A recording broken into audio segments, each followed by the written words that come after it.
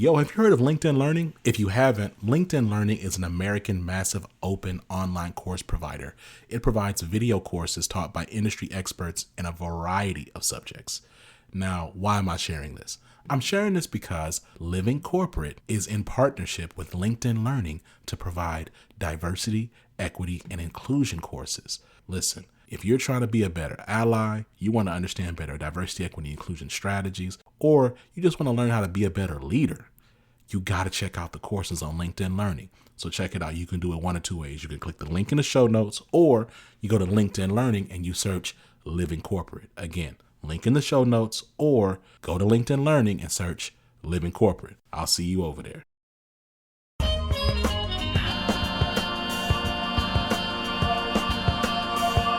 Welcome everyone to another episode of the Access Point. My name is Brandon Gordon. We have Julia Rock here. Hey, Julia, how you doing today?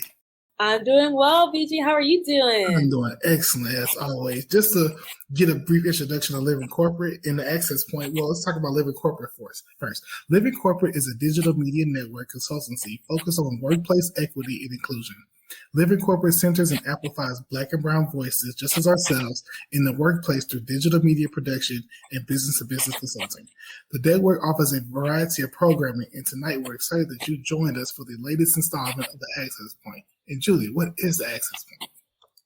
So the Access Point is a weekly webinar focused on preparing Black and Brown college students and early career professionals, so those who are just starting out, helping prepare them for the workforce by having the real nuanced talks they don't know they need. So you don't know what you don't know. And so having these conversations are bringing some of these important topics to the forefront for college students and early career professionals.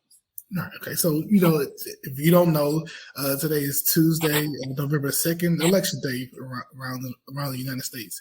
And many jurisdictions are going to the polls. And one of the stereotypes of the world of work, particularly in corporate America, is the idea of office politics. That's what we're talking about today, office politics. So before we begin our discussion, I want to share this definition with you. It's politics. Politics is the set of activities that are associated with making decisions in groups or other forms of power relations between individuals, such as the distribution of resources and status. So it's funny, with that definition, it's not surprising that there are going to be politics at work, especially when you talk about power relations or making decisions in groups.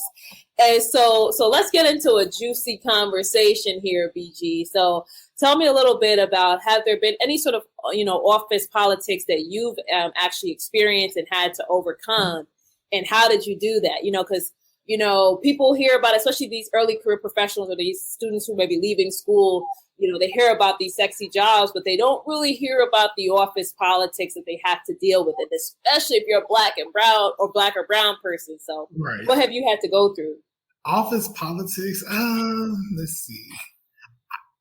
I really can't describe. It's hard for me to describe, right? Because I don't know if it's teetering the line between office politics and subtle racism, right? Okay. So and that's where I've always had the struggle with the definition of office politics.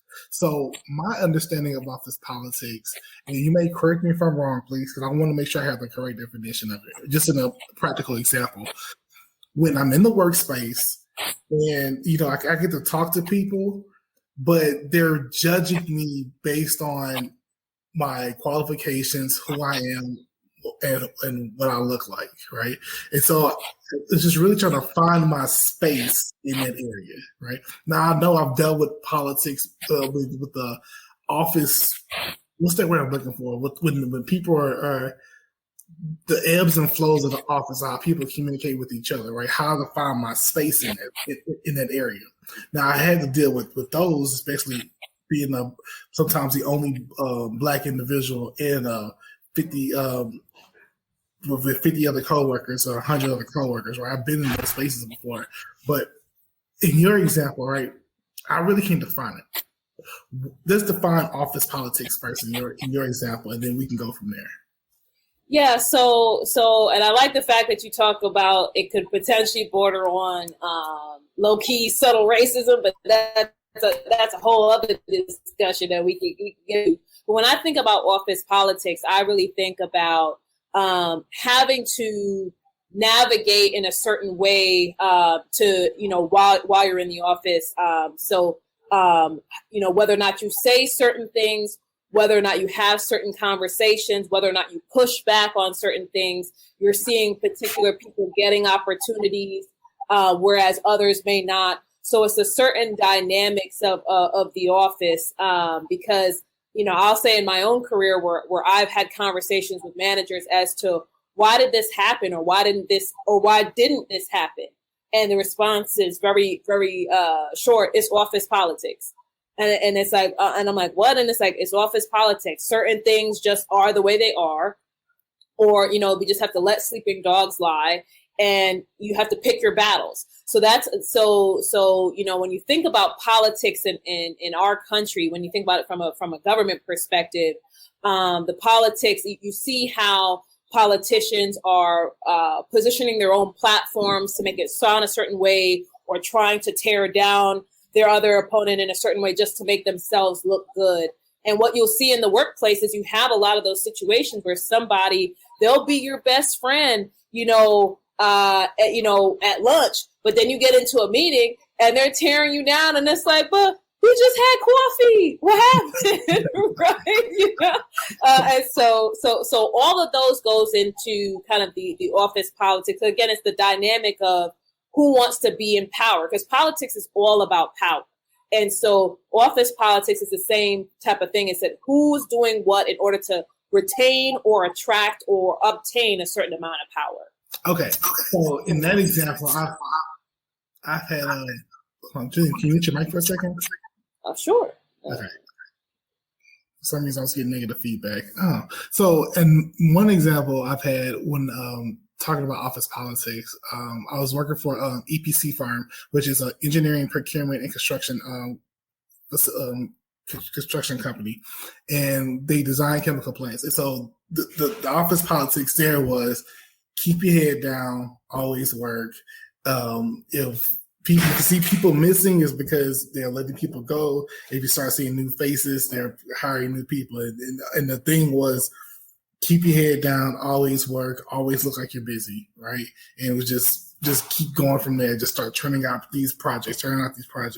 I've dealt with situations where, because it was only 3 people in my department. We all worked in the same project together. We was all black, and we were all looked at different because we were all black, and trying to understand, okay, how to navigate in that office area of trying to talk to people, say, hey, is it something I'm doing wrong? But just like, nah, it's because you look a certain way, or people have stereotypes about you. I've been in another job to where, everyone went to lunch together, and everyone Thursday nights, every Thursday they went to a bar and they hung out together. So that's one thing that I caught on was, okay, if I want to stay at this job and people to vouch for me, I have to start doing these types of things. I have to start going out more. I have to start interacting with them more. I still have to talk to the bosses every now and then, because usually I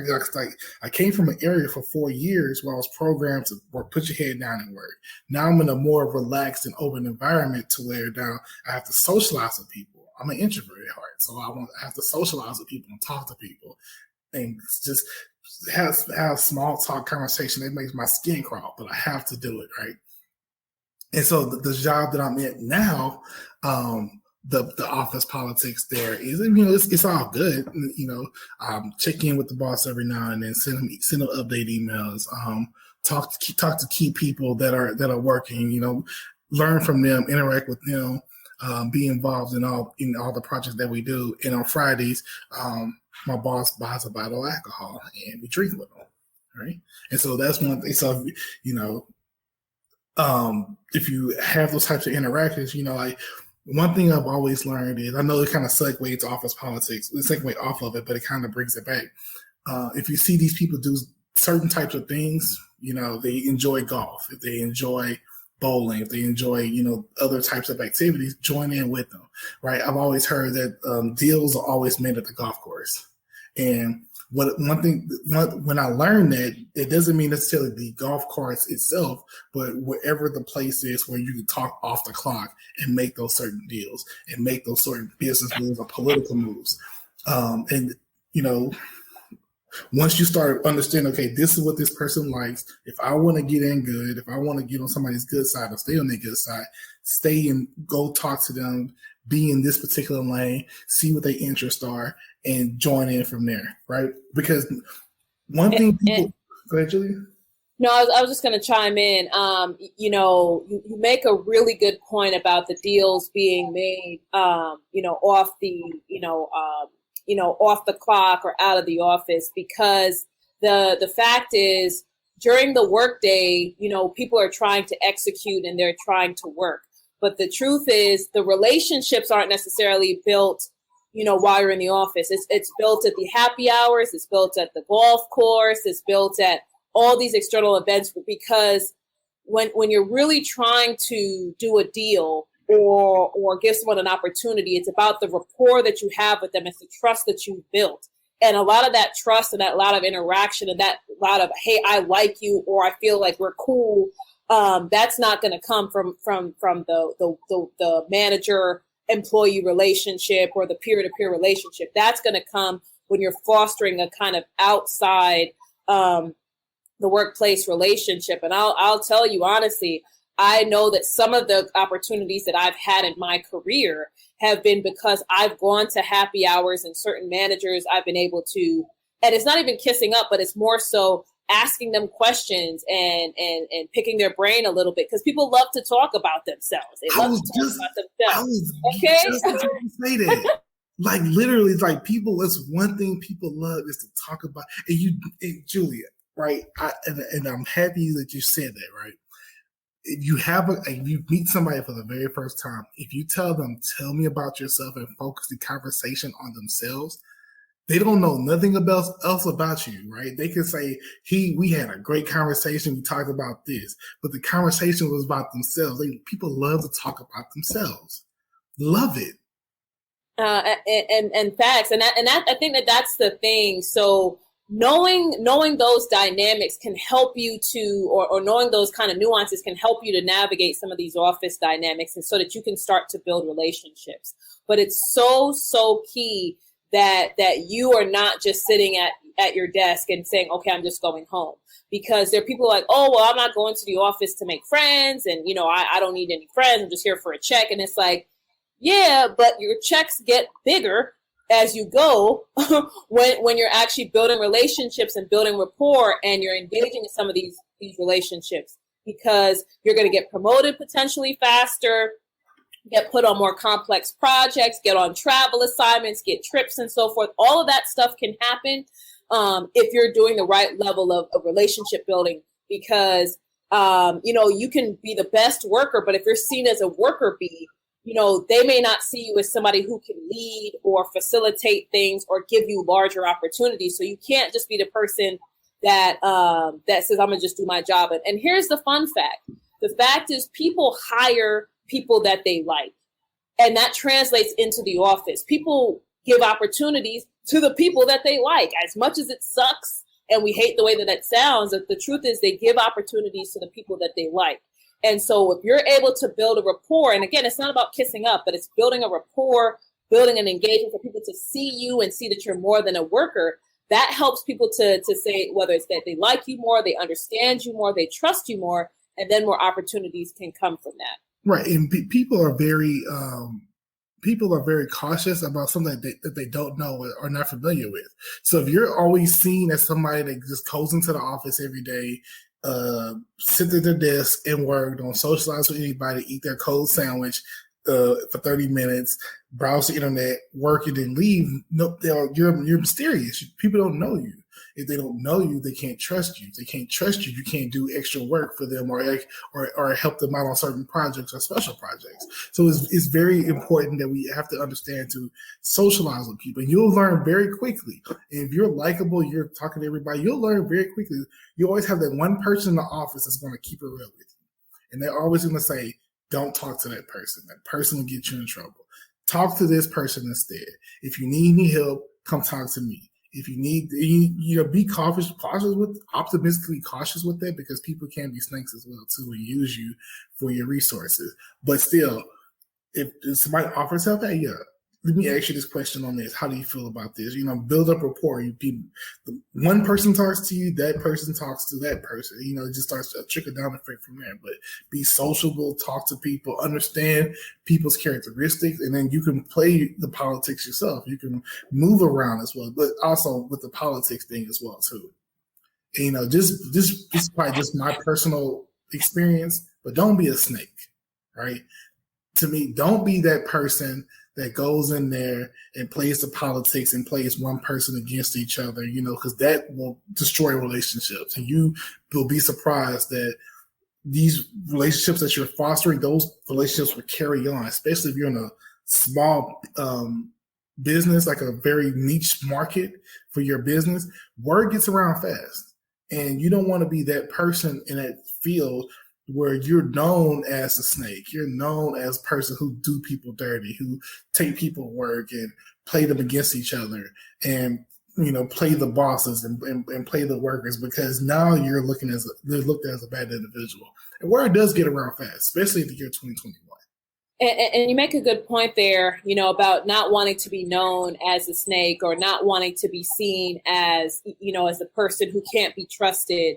And so if you're someone who is, thinking about, well, how do I actually navigate some of these office politics to make sure that I don't fall into that bucket? It's really important that you get, whether it's mentors or other advisors or more senior peers, that kind of help you to better understand how to make certain moves in an organization, especially if you're new to an organization. You may not know who to trust. You may not know how certain things you say or don't say may be perceived. So if you're able to build relationships with a mentor or someone more senior or more experienced peers at the company, getting their perspectives can then help you shape, well, how do I go through these different situations? Who do I talk to? Who do I trust? How can I show that I'm engaging, but I don't want to look at as like a kiss up? Because you may not look like a snake, but you may also come across as someone who's inauthentic, or a kiss up, or somebody who just seems like an opportunist, right? And so you're not necessarily going behind someone's back, but you just come across as okay, I can't trust this person because it looks like they're willing to say or do whatever I want, just because they just want to make sure that they're in everybody's good graces. You don't want to be known as that person either. You want to have a certain level of courage, of conviction, as well as integrity. And so trying to learn how to navigate some of these situations with folks, and, leveraging mentors, leveraging, experienced, peers or more senior individuals at your company can help you to make sure that you're not making some of these missteps, when it comes to navigating office politics. And I guess that's a follow-up question I have for you, BG, is, have you had, mentors in the workplace who may have been able to help you navigate certain situations that you may not have been able to handle on your own? Yes, absolutely. So it was, one situation I had was about 5 years ago. So at my EPC company, and I was always looked at as a person that was not sociable, not a person that doesn't work well with others, and they was trying to understand why. So I just never really talked to anybody, right? And so my manager had put me with a mentor. I was still a young engineer at the time. He put me with a mentor and told me work with him and see what his issue, if I was not able to do the work, or if I was able to do the work or not. So worked with the mentor for about a year, right? Checking in with him and was asking him questions constantly. How you do this? How to do this? How to do this? And within the first 3 months, my boss said he noticed a significant improvement in my work. The problem was, the issue for me was, my work never changed. It was just the fact that somebody was now able to show my boss that I'm doing the work correctly. It's just that nobody was just actually paying attention to what I was doing. And because of that, the mentor said, about 6 months, he said, man, I've been hearing great things about you. I know, because I finally have I finally worked with a person who's actually willing to give me the time to actually sit down and work with me. And so then when I got that project, I was able to move on to different projects, and people were requesting me to do different things because they've heard that I can do certain things, right? So, like I said, I was still young in my career, still early, still trying to navigate the office because I was in projects. Earlier, that was always put your head down, work, don't ask questions. Now I'm in a space to where I feel more comfortable with myself and my work, that when somebody else can say, hey, he's been doing very well with me, right? I don't know what else has been going on, but he's been doing very well. And so when I learned that I need to talk to the right people, I was like, okay, this is what I need to do. I don't need to talk to the people that are on my level. And that's really what it is. I can't talk to the people that are on my level, who are entry to new to a couple year engineers. I need to talk to the ones that are above me, the mid managers, the senior managers, because they're the ones that are going to make the deals for me when I'm not there. They're the ones that's going to put me in the positions that I need to be in when I can't do those things myself, right? And that's one thing I've learned. I took that now is when I'm in the job I'm in now is I don't talk. I'm always extra nice and friendly with the clients that I have, but I open my relationship a lot more to the senior staff, to the upper management, because those are the ones that make the deals for me. Those are the people that I know that if something goes wrong or something goes right, they're the ones that have my back. And the client that I have now, I have a great relationship with the head of the process safety engineering department at this facility that I work at. So because he knows me very well, he knows my work very well. I stop by when I'm in this building, I stop by and talk to him, have 5-10 minute conversation. It's not about work. It's about life and family and things like that. I'm able to garnish that relationship. And now when projects come around, they don't name the company's name that I work for. They always say, ask for Brandon. We need some work done. Call Brandon, right? And so these are the types of things that, playing the politics, right? Playing the people the right way, they can foster great relationships. And you'll be surprised when jobs come around, when opportunities come around, they may not come from the people that you are on the same level with. They will more than likely come from the people that are above you or that are in those high positions. You talk to those people, you get in good with those people, be genuine, be nice, be authentic, like you said, Julia. Once you have those communications with them and those great relationships, now you can move on to bigger and better things with these people that are helping you along the way.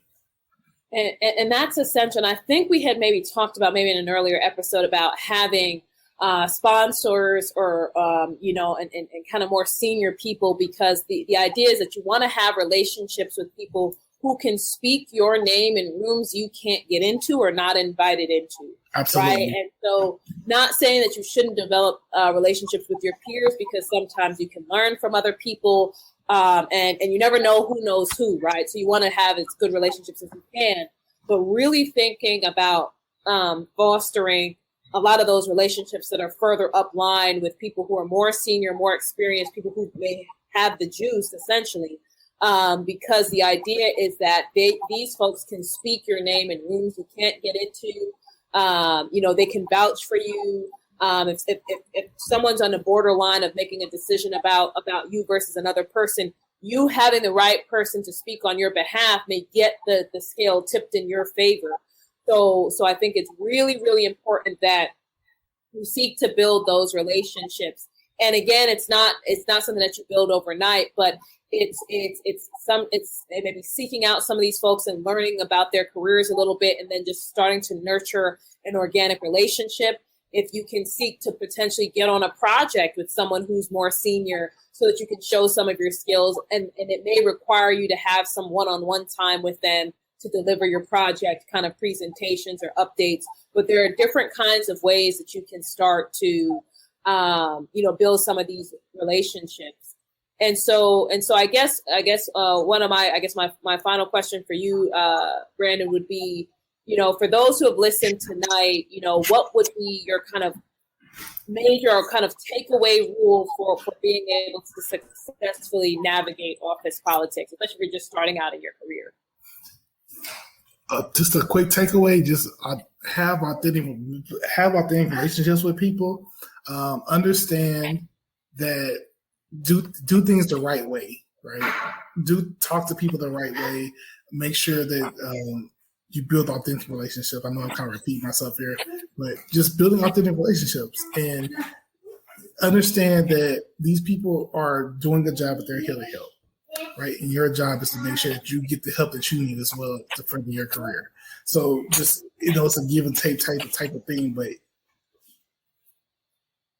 what would you say, Julia? So what I would say is,